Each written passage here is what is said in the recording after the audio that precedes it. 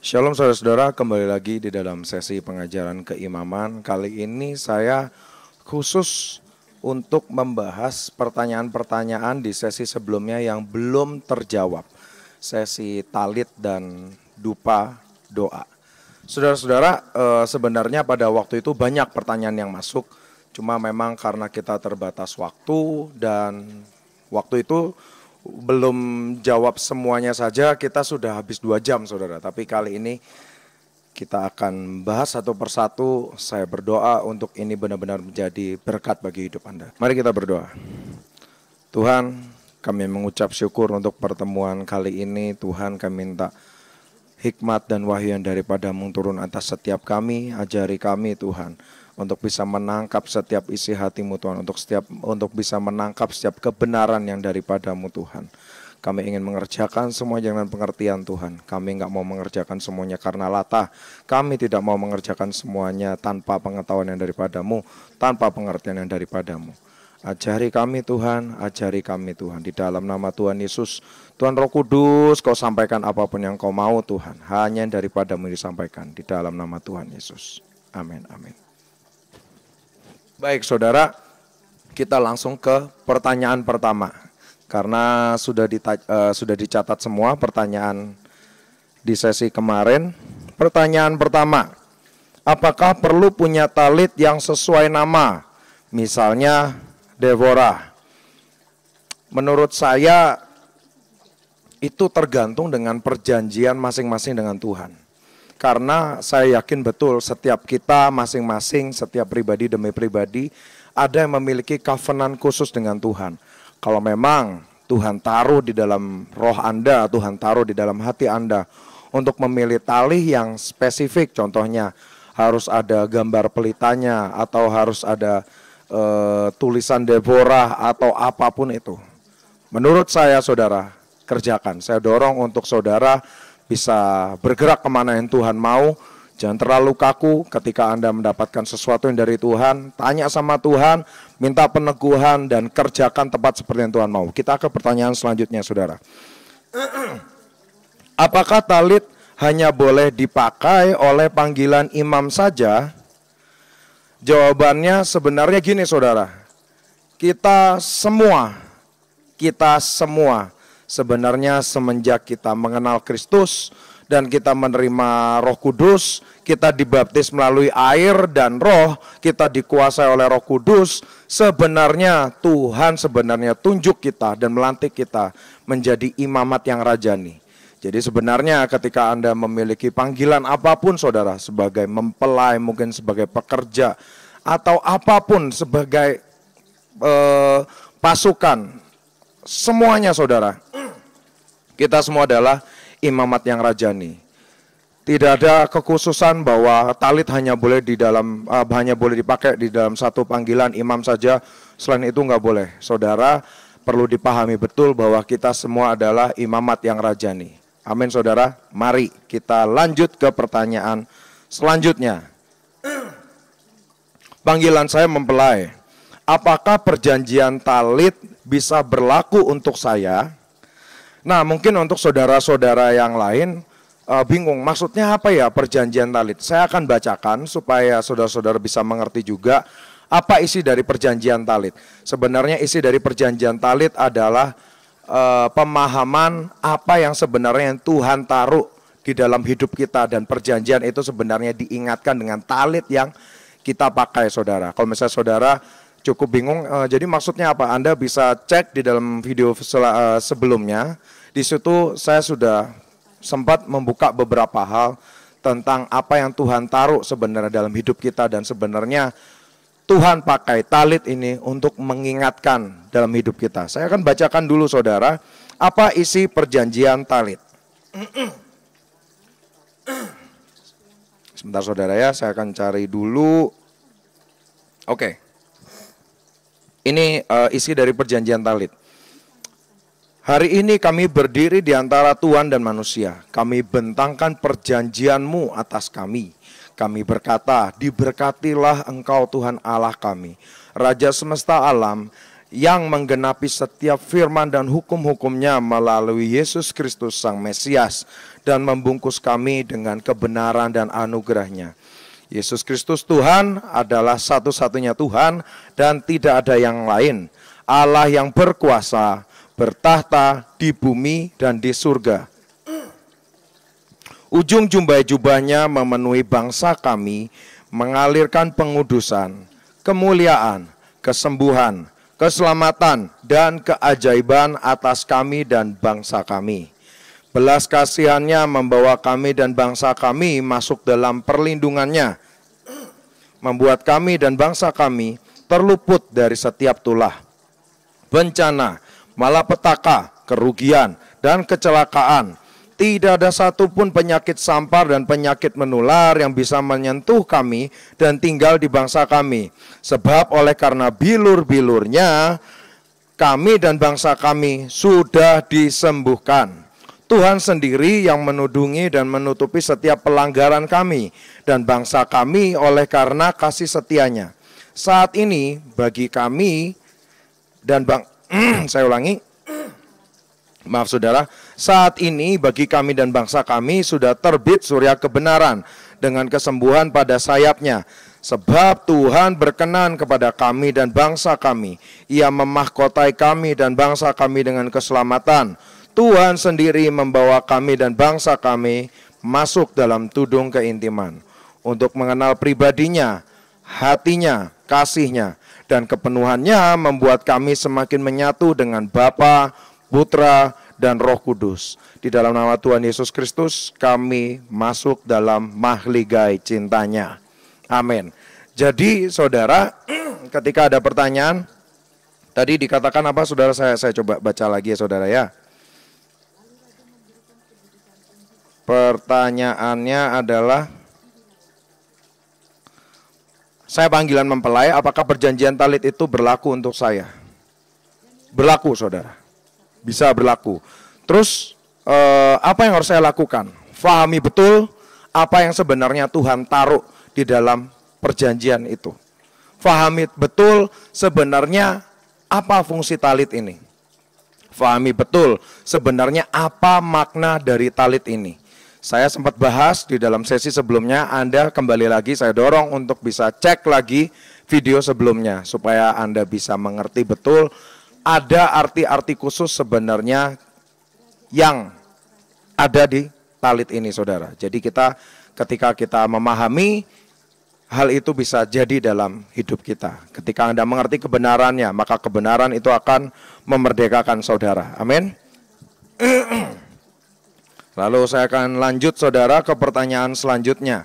Apakah benar ukupan atau doa, saya ulangi lagi, apakah benar ukupan atau doa itu adalah pujian dan penyembahan?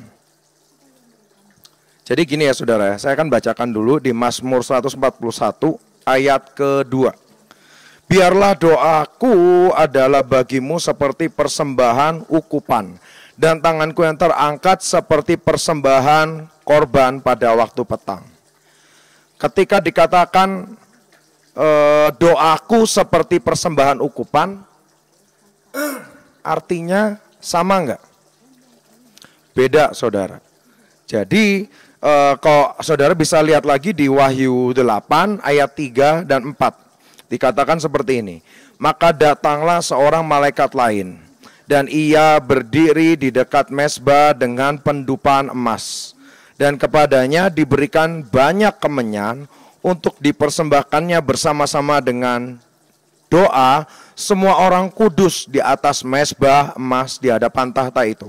Saya ulangi lagi saudara. Diberikan banyak kemenyan untuk dipersembahkan bersama-sama dengan doa semua orang kudus di atas mezbah emas di hadapan tahta itu. Artinya ukupan ini dinaikkan bersama-sama dengan doa. Jadi apakah kemenyan itu adalah doa? Saya akan lanjut lagi saudara.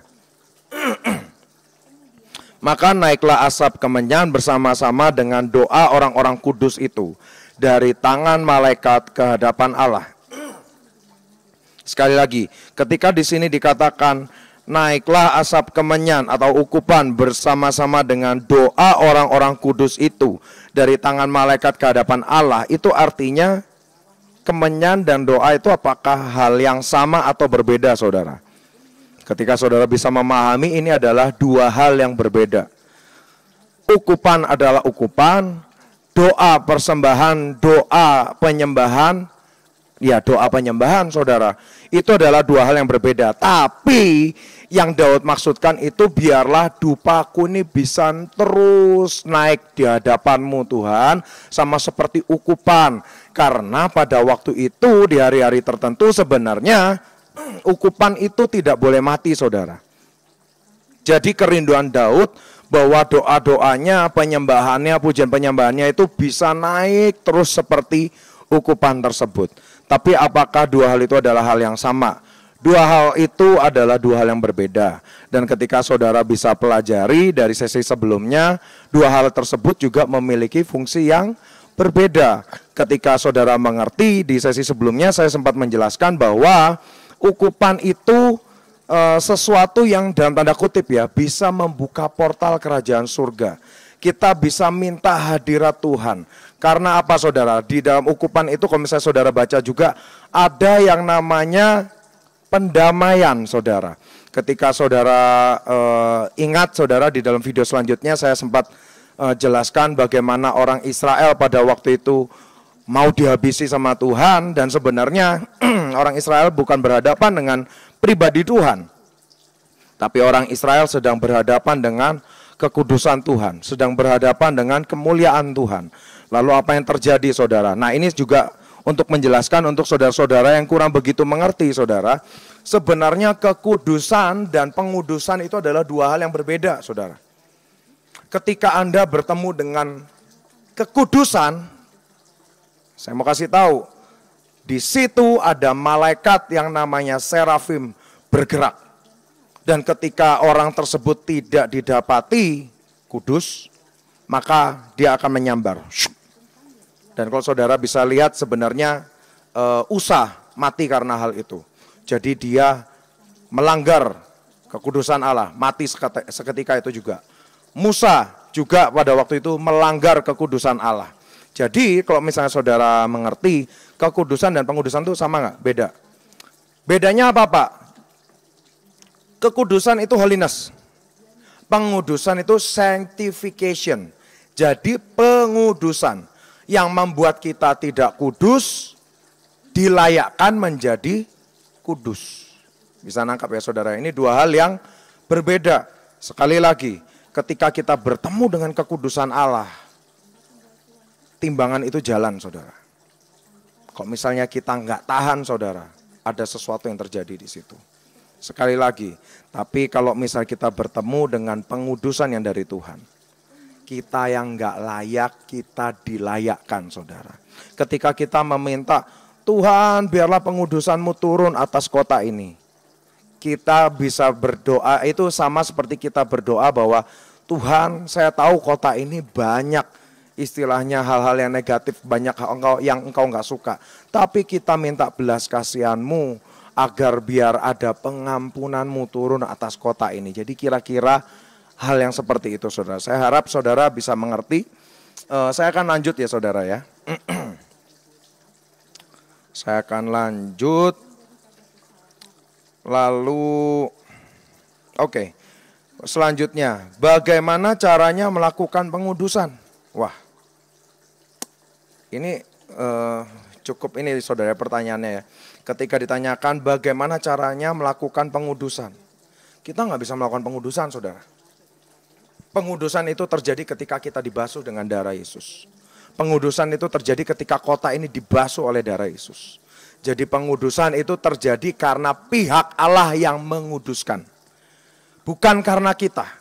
Tapi seandainya kita dipakai sama Tuhan atau kita Tuhan minta untuk melakukan pengudusan bagi suatu kota, itu kehormatan bagi kita untuk bisa menjadi partner sekerja Allah. Entah itu misalnya, yuk kucurkan perjamuan, kucurkan darah Yesus, angkat perjanjian talit supaya terjadi pengudusan, supaya terjadi pendamaian. Sekali lagi, Pengudusan itu terjadi dari pihak Allah, dari pihak Tuhan. Tuhan yang menguduskan, Tuhan yang melayakkan. Kita nggak akan pernah bisa menguduskan, kita tidak bisa melayakkan. Kita hanya berjalan seperti yang Tuhan mau. Kita angkat perjanjiannya, dan apa yang sebenarnya ada di dalam perjanjian itu yang sesuai dengan firman-Nya, itu akan terjadi, saudara. Saya harap saudara bisa mengerti tentang hal ini, saudara. Oke, saya akan lanjut lagi di dalam pertanyaan selanjutnya. Apakah jadi imam ada syarat-syaratnya? Miliki belas kasihan, saudara. Sebenarnya sih, apakah ada syarat-syarat tertentu? Sebenarnya gini, ketika kita bertobat, saudara, yang Tuhan rindukan bagi kita itu apa sih? Kita menjadi garam dan terang, saudara. Garam dan terang itu sifatnya apa, saudara? Sifatnya influence. Garam terang itu sifatnya apa? Kita menjadi berkat. Garam dan terang itu sifatnya apa? Kita menarik sesuatu yang dari Tuhan turun di dalam hidup kita. Dan tidak cuma di hidup kita, tapi masuk di dalam teritorial kemanapun kita melangkah. Ada kerajaan Allah yang ditegakkan. Bukankah ditulis ketika pelita itu menyala tidak ditaruh di bawah gantang, tapi ditaruh di atas kaki dian. Supaya apa, saudara? Supaya pelita tersebut menerangi seluruh isi rumah itu. Rumah bicara tentang teritorial, saudara. Bisa juga berbicara tentang kota, bisa juga berbicara tentang provinsi, bisa juga berbicara tentang lingkungan, saudara. Jadi ketika Anda bisa jadi berkat, pelita itu akan menyala dari dalam hidup Anda dan menerangi orang-orang sekitar Anda, saudara. Lalu ketika saudara bertanya lagi, lalu apa yang harus kita lakukan? Apa sih fungsi imam? Imam itu fungsinya apa, saudara? Sebagai duta kerajaan Allah. Jadi duta kerajaan Allah bagi siapa? Bagi siapapun yang ada di lingkungan kita, saudara. Itulah fungsi imam. Kita minta belas kasihan sama Tuhan. Kita berdoa bersyafaat untuk lingkungan kita. Kita bersyafaat bagi kota kita. Bersyafaat bagi bangsa kita. Jadi saudara, milikilah hati untuk jadi berkat. Milikilah hati untuk tidak hanya berdiri untuk diri sendiri. Tidak hanya berdiri bagi keluarga sendiri, saudara.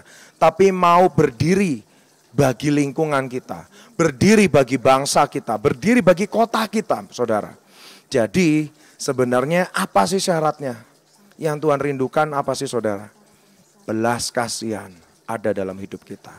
Maka kalau saudara bisa ngerti, ada yang namanya lagu yang dikatakan, biar belas kasihanmu Bapa penuhi hati kami. Ketika saudara ngerti, saudara, ketika kita mengerjakan dengan belas kasihan Tuhan, ada sesuatu yang ilahi yang mengalir, saudara. Ada sesuatu yang mengalir ilahi, dan ketika ada sesuatu yang ilahi yang mengalir, saya mau berkata, saudara, yang tidak kudus tidak dapat bersatu dengan yang kudus. Di sini para imam kita berjalan dengan pengudusan, dengan peneguhan hukum-hukum yang Tuhan taruh dalam hidup kita. Dan ketika kita berjalan dengan kasih karunia-Nya dan pengudusan itu terjadi, maka yang tidak kudus itu tidak dapat mendekat bahkan dalam hidup kita. Artinya apa, saudara? Artinya segala sesuatu yang bukan dari Tuhan, semua yang tidak kudus, semua yang bukan dari Tuhan itu bahkan tidak dapat masuk dalam hidup kita. Bahkan ketika kita berdoa untuk suatu wilayah, ada rekayasa Tuhan terjadi di tempat itu. Karena apa? Karena ketika Anda mengerti ada sesuatu yang ilahi dari dalam hidup Anda itu mengalir. Anda harus mengerti bahwa itu akan terus bergema di alam roh. Dan itu akan jadi di dalam daerah itu, saudara. Saudara dan saya dipanggil oleh Tuhan tidak hanya untuk cuma berdiri bagi diri sendiri, saudara. Kita tidak dipanggil cuma untuk menjadi orang yang egois. Enggak, saudara. Kita dipanggil sama Tuhan untuk bisa memiliki belas kasihan untuk siapapun yang ada di sekitar kita, saudara. Jadi sebenarnya kalau misalnya ditanya, apa sih syaratnya imam? Belas kasihan yang dari Tuhan ada dalam hidup kita. Tapi kalau misalnya ada saudara yang berkata, waduh tapi saya nggak punya belas kasihan. Sebenarnya saudara, kita nggak bisa untuk punya belas kasihan itu dari daging kita tuh nggak bisa, saudara. Minta dari Tuhan. Karena kalau rasa kasihan itu keluar dari diri kita, bisa jadi itu bukan belas kasihan dan dari Tuhan. Bisa jadi itu kasihan yang salah, saudara. Jadi ketika saudara mengerti, kalau kasihan yang secara daging yang salah itu maksudnya apa sih, Pak? Jadi kita itu contohnya misalnya seseorang sedang diproses sama Tuhan, lalu kita kasihan, lalu kita bantu, misalnya dalam hal keuangan atau apa, sedangkan orang tersebut diproses sama Tuhan, dan sedangkan Tuhan ingin orang ini muncul imannya, tapi kita di tengah-tengah itu, kita ikut berurusan, kita ikut bantu secara keuangan. Nah, itu merusak proses Tuhan.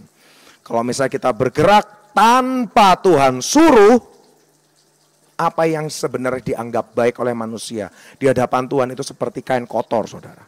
Itulah sebabnya kenapa kita butuh Tuhan Roh Kudus. Itulah sebabnya kita butuh yang namanya tuntunan Tuhan dalam mengerjakan segala sesuatunya. Karena sekali lagi dalam hidup kita tuh terlalu dangkal untuk bisa mengerti yang mana yang baik, mana yang tidak baik. Mana yang sebenarnya ini yang benar, mana yang tidak benar. Kita terlalu dangkal. Kita harus kembali tanya dengan Tuhan. Kita kerjakan dengan ketepatan, dan saya yakin saudara, ketika kita kerjakan dengan ketepatan, ada berkat yang mengalir, dan itu pasti baik saudara. Kita lanjut saudara ya. Oke, kita lanjut ke pertanyaan selanjutnya.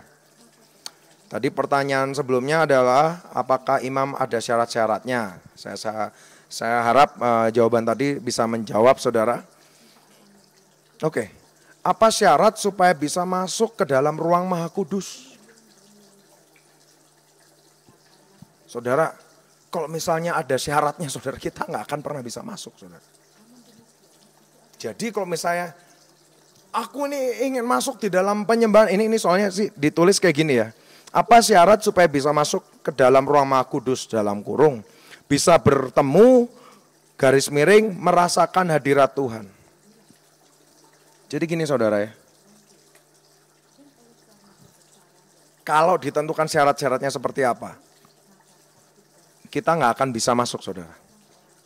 Kita nggak akan pernah bisa. Jadi yang paling pertama apa saudara? Sadari, tanpa dia kita nggak layak dan nggak pernah layak. Yang kedua, miliki kerinduan yang ada di dalam hati saudara. Miliki kerinduan untuk bertemu dengan pribadinya. Ketika tadi dikatakan, aku ingin merasakan hadiratnya, saudara.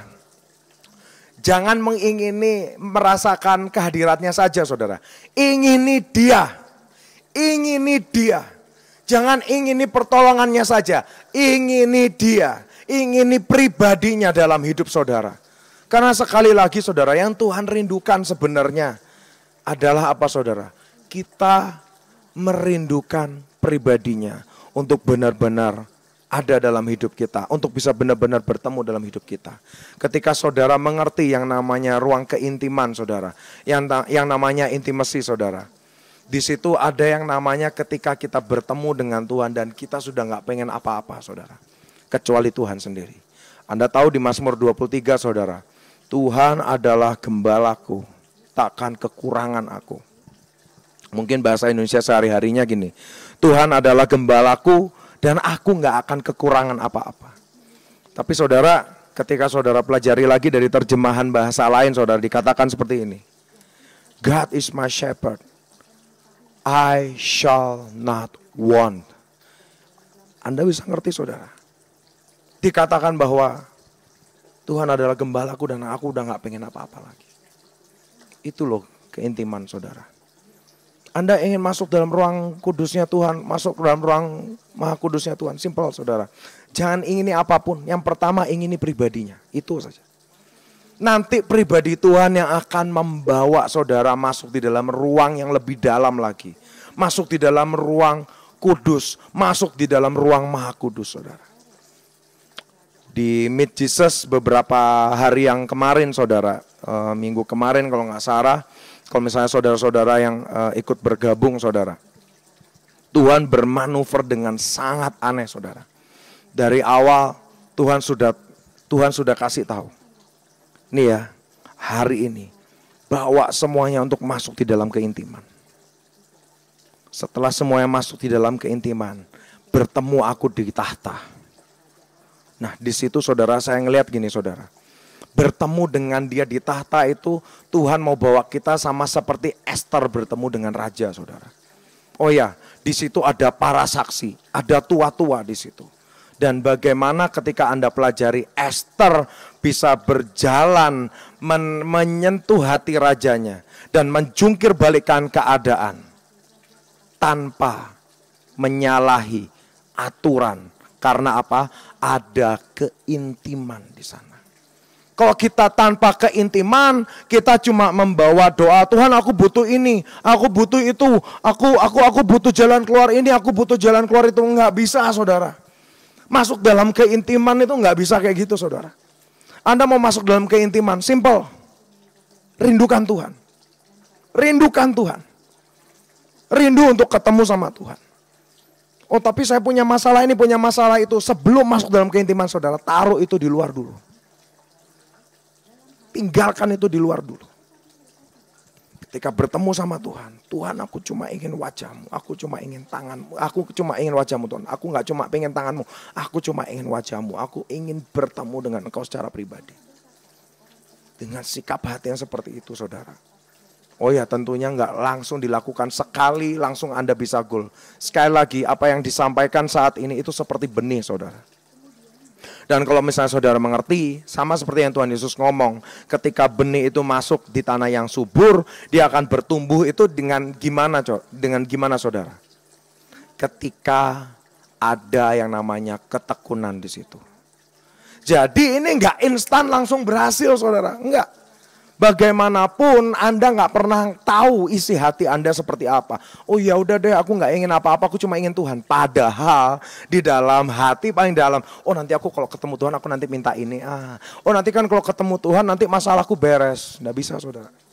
Nggak bisa, Tuhan nggak bisa dibohongin, saudara. Tapi latih, saudara. Ketika Anda masuk di dalam gereja Anda masing-masing, di dalam persekutuan Anda masing-masing. Ketika masuk dalam pujian penyembahan, belajar untuk meletakkan ego Anda. Belajar untuk meletakkan semua kepusingan Anda, semua beban, semua diletakkan semua, saudara. Dan belajar cari wajahnya, saudara. Ketika Anda mengerti apa yang saya sampaikan, saudara, Anda akan dibawa lebih dalam lagi, saudara. Lanjut lagi tentang apa yang terjadi di Meet Jesus kemarin, saudara. Ketika Tuhan bilang akan bertemu dengan aku di tahtaku, itu sama seperti Ester bertemu dengan rajanya, yang sebenarnya Ester dan rajanya pada waktu itu sudah memiliki yang namanya keintiman.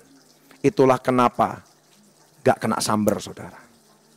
Tapi ketika saudara mengerti, ketika masuk di dalam ruang kudus, ruang maha kudus, kita gak bisa sendiri. Kita tetap harus berjalan dengan mempelai kita. Siapa itu, saudara? Yesus itu sendiri. Kita tetap harus berjalan dengan dia. Cuma dia yang bisa bawa kita ke sana, saudara. Lalu tujuannya apa masuk di dalam ruang kudus dan ruang maha kudus? Banyak hal, saudara. Terkadang saudara bisa akan dibukakan sama Tuhan untuk bisa melihat yang namanya kemuliaan Tuhan. Terkadang Tuhan akan bawa saudara untuk bahkan melihat sesuatu yang tidak pernah Anda bayangkan sebelumnya. Tapi sekali lagi, saudara, cuma Tuhan, cuma Yesus sendiri yang bisa membawa Anda masuk dalam ruang kudus ataupun ruang maha kudus. Tapi yang paling pertama yang saudara harus mengerti apa, saudara? Miliki keintiman. Entah itu ketika nanti di ruang kudus dan di ruang maha kudus terjadi sesuatu mungkin. Karena di ruang kudus dan ruang maha kudus Anda akan berhadapan dengan hal-hal yang berbeda. Di tahta Anda akan berhadapan dengan tua-tua sebagai saksi, saudara. Di dalam ruang keintiman Anda bertemu dengan Tuhan secara pribadi. Oh beda gak? Beda, saudara. Sama seperti Musa bertemu dengan Tuhan secara pribadi.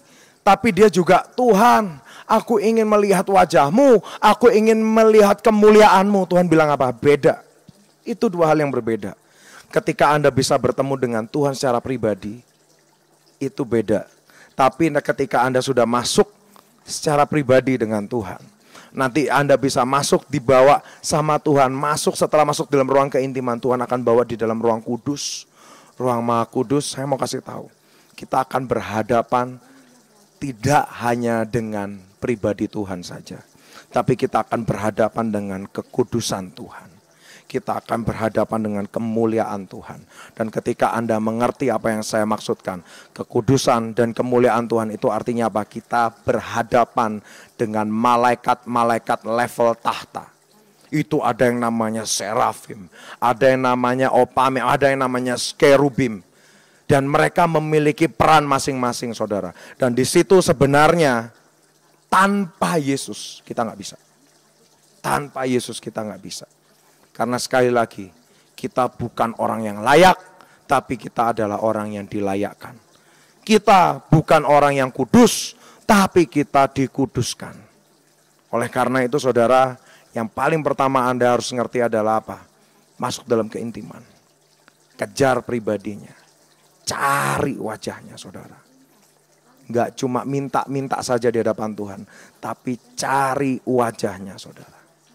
Anda akan bisa menyelam lebih dalam dan lebih dalam dan lebih dalam lagi saudara. Kalau misalnya saudara kemarin ikut di dalam acara Meet Jesus minggu kemarin saudara. Saya sebenarnya lupa tanggal berapa, mungkin nanti akan ada ditulis di video ini saudara. Pada waktu itu bahkan ditulis, saya lihat di live chatnya saudara. Banyak orang-orang melihat yang namanya pelayanan malaikat di sana. Ada orang-orang yang belum pernah melihat yang namanya penglihatannya dibukakan di sana. Padahal mereka di rumah masing-masing, saudara bisa bayangkan, saudara.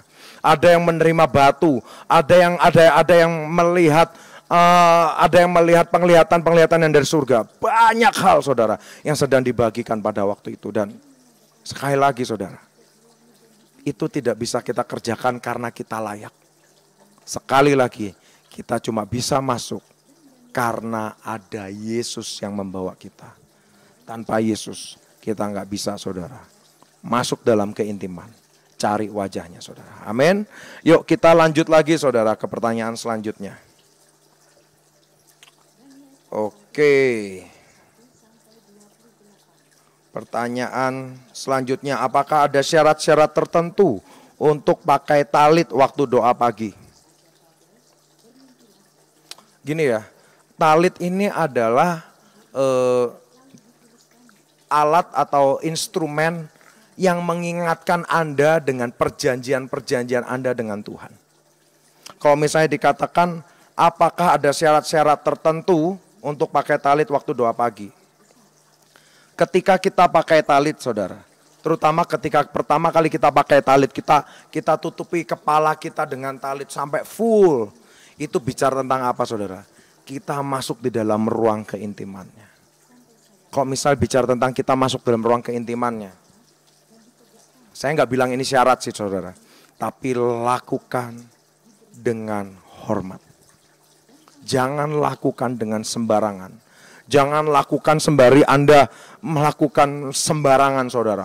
Pakai celana pendek, baru bangun tidur, mata masih bengkak-bengkak. Talit mana talit? Bruk, langsung kayak gitu. Dan Anda melakukannya tidak dengan hati yang benar. Loh tapi kan bagaimanapun Tuhan lihat hati. Ya Tuhan lihat hati. Tapi apa yang dikerjakan, apa yang kita kerjakan itu terpancar juga dari hati.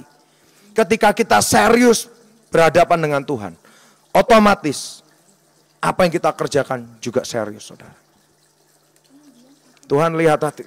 Terlalu banyak orang-orang yang membuat ini menjadi alasan.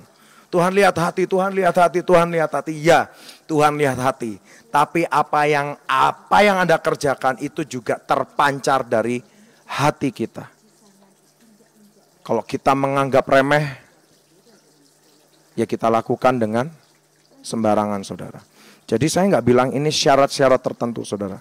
Saya cuma mau dorong saudara untuk bisa mengerjakan semuanya dengan hormat akan Tuhan.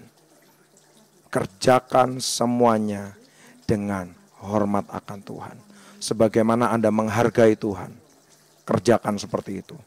Tapi kalau Anda berpikir, oh aku menghargai Tuhan kok, tapi cuma dengan baju sembarangan dan ya mungkin setiap orang berbeda saudara. Tapi ketika saya serius dengan hal ini, saya akan kerjakan dengan serius. Saya akan kerjakan dengan hormat. Saya akan kerjakan gak main-main. dan saya akan kerjakan gak mau dengan serampangan saudara. Amin saudara, saya harap saudara bisa mengerti tentang hal ini. Saya akan lanjutkan saudara. Oke. Kalau suami dan istri keduanya panggilannya imam, apakah harus suami yang bakar ukupan? Lebih baik seperti itu. Karena bagaimanapun suami dilihat sebagai imam dalam keluarga saudara. Jadi saya harap juga saudara bisa mengerti ya tentang hal ini ya. Jadi sebisa mungkin kalau bisa suami, karena suami dilihat sebagai imam saudara. Oke, saya akan lanjut. Pada talit ada gambar tabut, juga ada gambar kecapi. Apa arti dari perbedaan gambar di talit? Jadi sebenarnya saudara, talit itu pada umumnya tidak memiliki gambar saudara. Jadi pada umumnya talit itu polos. Polos hanya memiliki jumbai di samping dan jumbai panjang pada ujungnya yang disebut dengan sit-sit saudara. Lalu memiliki garis-garis pada sampingnya. Dan itu bicara tentang kasih karunia Tuhan. Oleh karena itulah saudara, kenapa saya pakai dengan seperti ini saudara. Garis itu menarik apa ya? Garis ini nih terbentang ya saudara, terbentang. Saya pakai bahasa itu aja dulu. Terbentang dari depan sampai ke belakang. Kenapa? Karena saya melihat ini sebagai kasih karunia Tuhan yang berjalan di depan saya dan membungkus saya dari depan ke belakang saudara. Dan saya juga kenapa sit-sit ini saya taruh di depan dan di belakang saudara. Karena sit-sit ini berbicara juga bicara tentang Tuhan yang setia.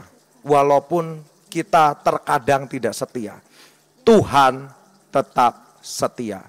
Kalau misalnya Anda lihat ya, di sini kan ada jumlah yang kecil-kecil saudara ya. Itu bicara tentang kesetiaan kita yang tidak seberapa saudara. Tapi bicara tentang sit-sit ini saudara, ini bicara tentang kasih setia Tuhan. Itulah kenapa saya selalu taruh sit-sit ini di depan dan di belakang saya saudara.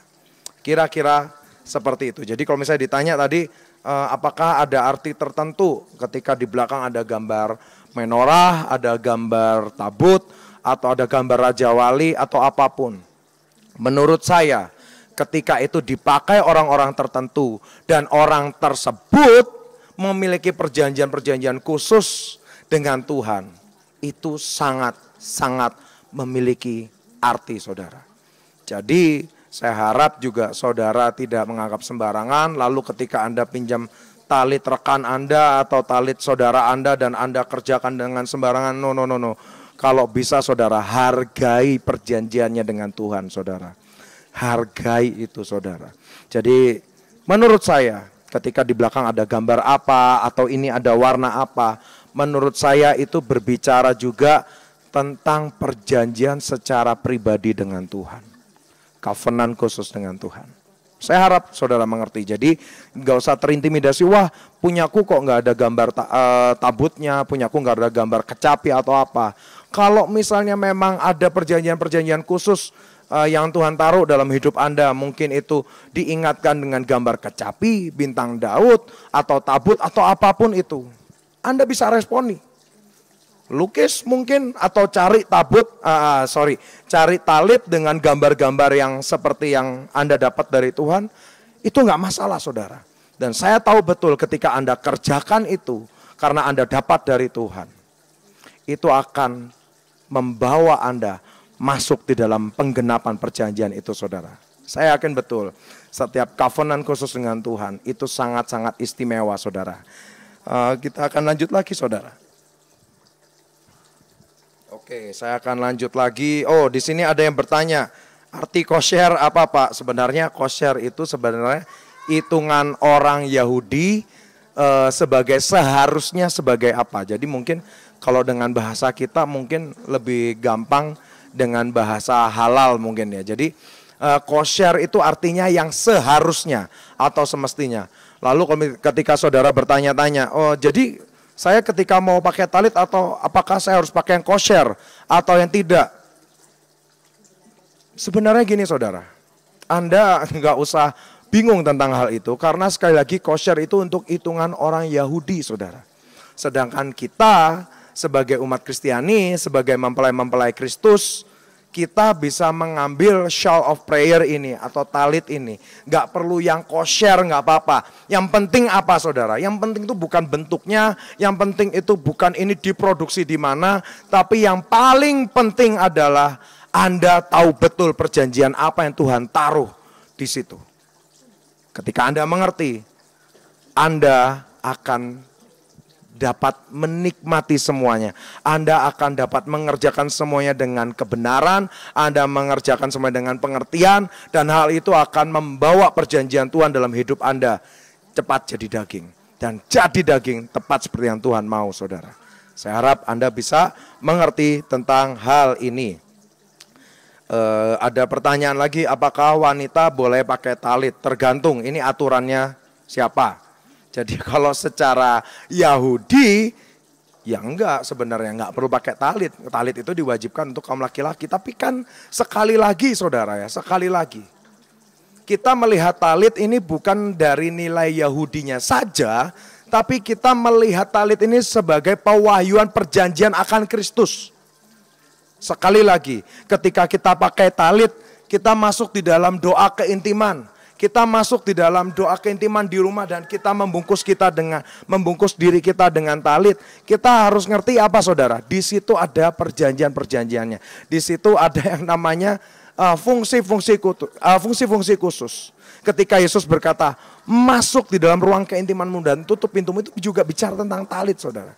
Jadi ketika saudara mengerti, kita mau kerjakan semuanya dengan pewahyuan akan Kristus. Bukan hanya atau bukan kita tarik dari Yahudi saja. Tapi sekali lagi kita harus mengerti akar dari semuanya. Kita harus mengerti makna dari perjanjian itu seperti apa. Mungkin Anda bisa cek video sebelumnya supaya bisa menangkap betul apa yang sebenarnya Tuhan taruh di dalam talit ini saudara. Yuk kita lanjut lagi saudara ya. Apakah sebagai imam saat berdoa harus pakai talit? Tidak ada suatu keharusan khusus menurut saya. Tapi menurut saya gini saudara, kita di zaman sekarang ini kita mau hidup dalam pimpinan Roh Tuhan. Kita mau hidup dalam pimpinan Roh Kudus.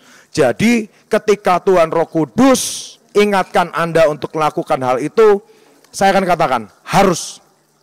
Ketika Tuhan Roh Kudus mengingatkan Anda untuk mengerjakan hal itu, saya mau katakan sekali lagi, harus dilakukan seperti itu. Jadi sekali lagi, sebagaimana Tuhan Roh Kudus dorong dalam hidup Anda, yuk mari kita belajar nurut sama Tuhan. Belajar taat sama Tuhan. Jangan sampai kita kerjakan semuanya karena latah. Jangan sampai kita kerjakan semuanya karena orang lain lakukan gini, ya sudah saya ikut melakukan seperti itu. Nggak bisa saudara ya. Ambil hubungan dengan Tuhan Roh Kudus. Ketika Tuhan Roh Kudus ingatkan saudara, yuk kita kerjakan dengan ketaatan saudara. Amin saudaraku. Yuk kita akan lanjut saudara. Bagaimana kalau talit saya bagian kepala nggak ada doa berkat, hanya ada gambar bintang Daud. Kalau misalnya saudara mengerti, beberapa talit di Israel sana juga sebenarnya yang kosher tidak ada tulisannya saudara. Jadi di sininya nggak ada tulisannya dan apakah itu masalah? Menurut saya enggak sih. Jadi ketika Anda mau pakai ini, yang penting apa? Anda ngerti apa yang Anda pakai. Anda mengerti berkatnya apa, Anda mengerti perjanjiannya apa. Saya akan terus ulang-ulang ini saudara, supaya Anda mengerti yang paling penting adalah kemerdekaan di sini dulu. Kita ngerti kebenarannya apa, dan kita akan dimerdekakan saudara. Kita mengerti apa yang menjadi hak kita, dan kita akan menerima hal tersebut saudara. Oke, saya akan lanjut lagi saudara. Oh rupanya sudah habis pertanyaan di sini. Saya akan tutup dengan satu pembahasan saudara. Sebelumnya saya boleh minta ini apa? Tisu ya, boleh ya. Jadi saudara gini. Saya mau bahas ada beberapa pertanyaan sebenarnya yang sempat ditanyakan ke saya dan mungkin tidak ditulis di chat ini, saudara. Tapi saya mau saudara untuk mengerti. Yuk, kita buka, saudara. Ada orang yang bertanya pada saya seperti ini. Di 1 Korintus 11 ayat ke-7.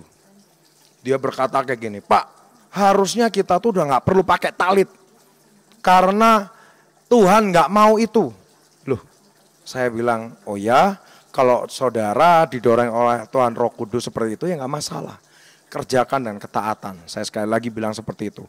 Lalu dia tulis 1 Korintus 11 ayat 7. Dikatakan apa? Sebab laki-laki tidak perlu menudungi kepalanya. Ia menyinarkan gambaran dan kemuliaan Allah. Tetapi perempuan menyinarkan kemuliaan laki-laki. Jadi gini saudara ya, ketika kita mau belajar firman Tuhan, kita harus ngerti betul latar belakang penulisan itu seperti apa. Contohnya di 1 Korintus ini. Saya akan bukakan dulu saudara. Sebenarnya ketika saudara mengerti, hal ini ditulis bukan untuk ditujukan kepada orang Yahudi pada waktu itu. Surat ini ditulis untuk orang-orang yang ada di Korintus yang sebenarnya memiliki latar belakang kepercayaan bukan agama Yahudi. Mereka menyembah berhala-berhala, saudara. Dan sebenarnya pada waktu ini ditulis itu sekitar tahun 40 sesudah Masehi. Latar belakang pada waktu itu orang-orang di Korintus ini memiliki fashion sebenarnya. Kalau saudara ngerti ya, di dalam cara berpakaian, fashion atau apapun, itu ada yang namanya resapan-resapan yang dari agama, dari kepercayaan dan lain-lain. Nah, salah satu contohnya di Korintus, mereka memiliki gaya berpakaian yang memiliki resapan dari kepercayaan mereka pada waktu itu. Dan pada waktu itu mereka menyembah dewa Isis, dewa-dewi Isis, mereka menyembah juga dewa-dewi Olympus. Jadi banyak sebenarnya yang mesbah-mesbah asing pada waktu itu. Dan sebenarnya resapan fashion pada waktu itu, resapan gaya berpakaian pada waktu itu, seakan-akan membuat orang-orang itu terlena begitu saja, saudara.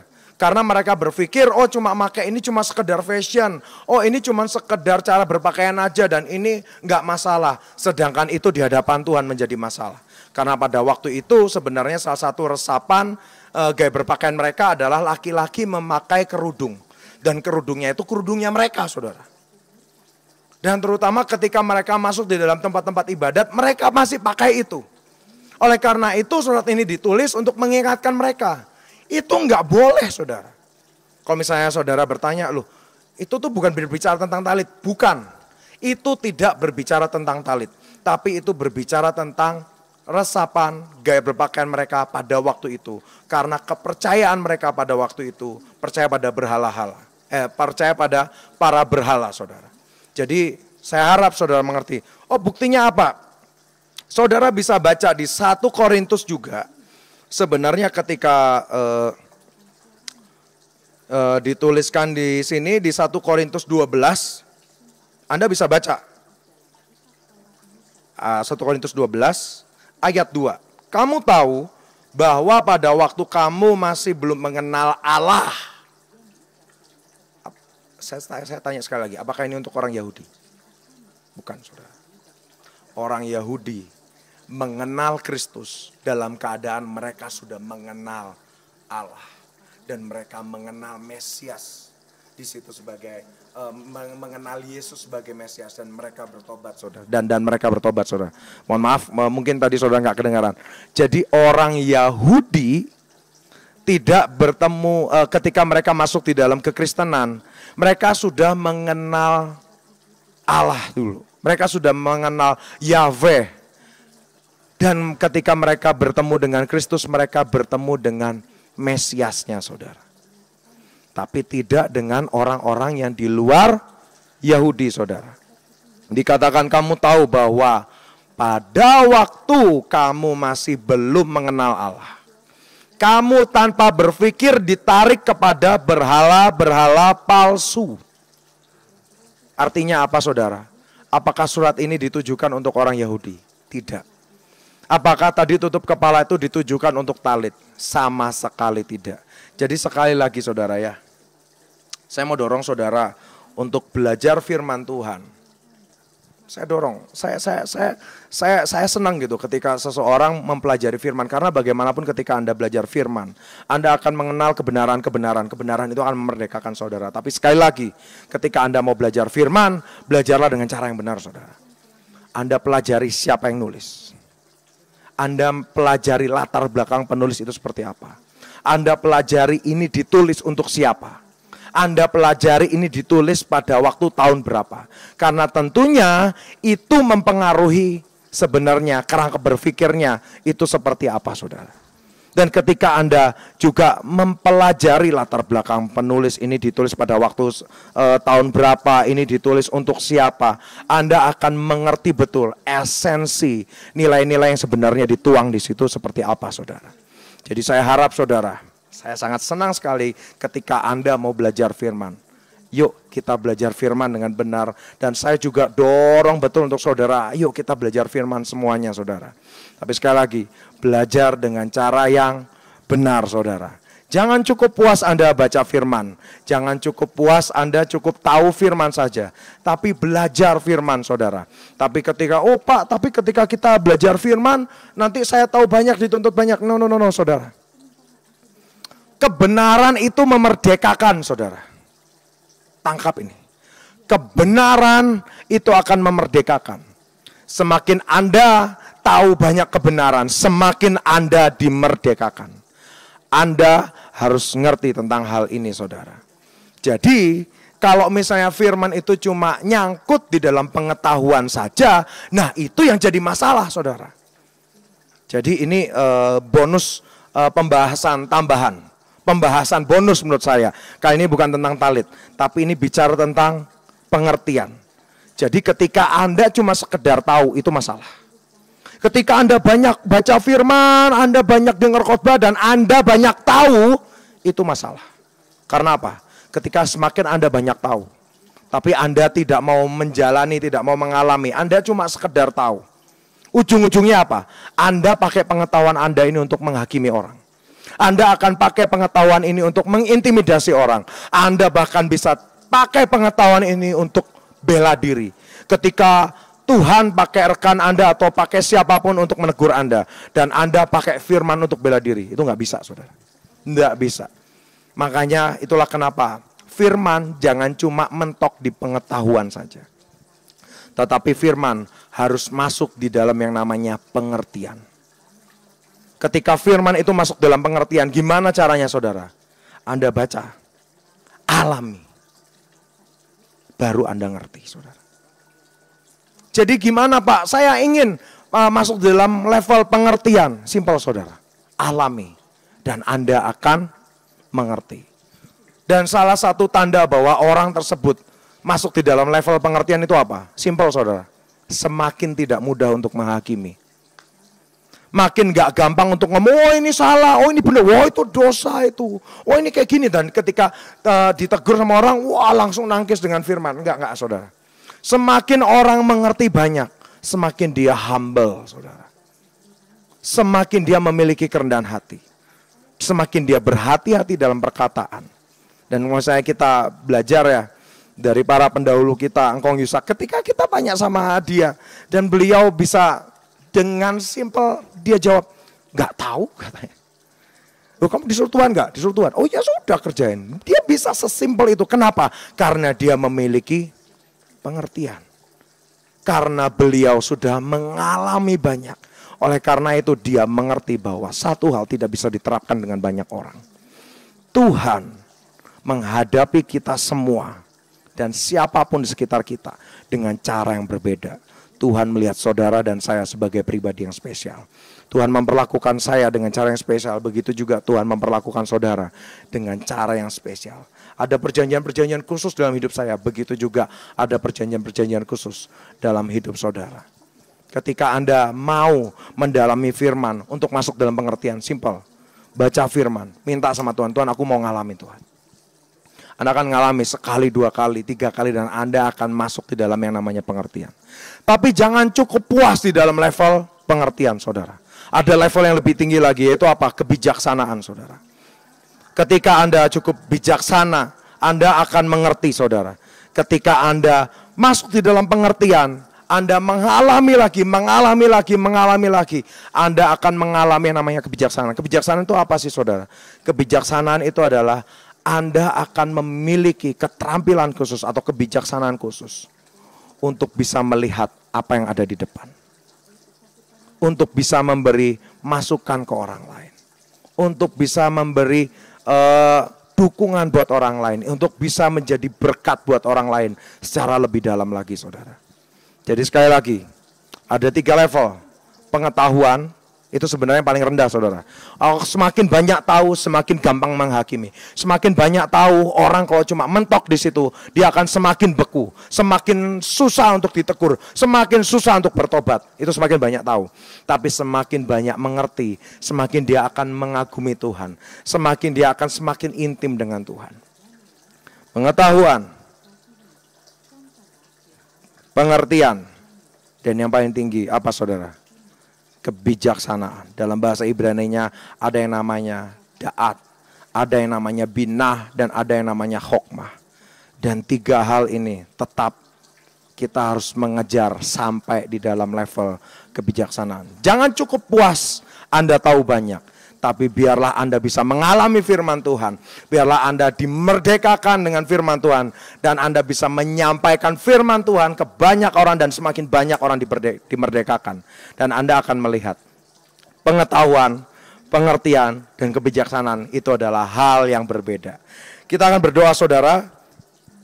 Saya harap apa yang saya sampaikan hari ini bisa benar-benar menjadi berkat buat hidup Anda, dan bisa benar-benar memerdekakan hidup Anda, saudara. Yuk kita berdoa bersama.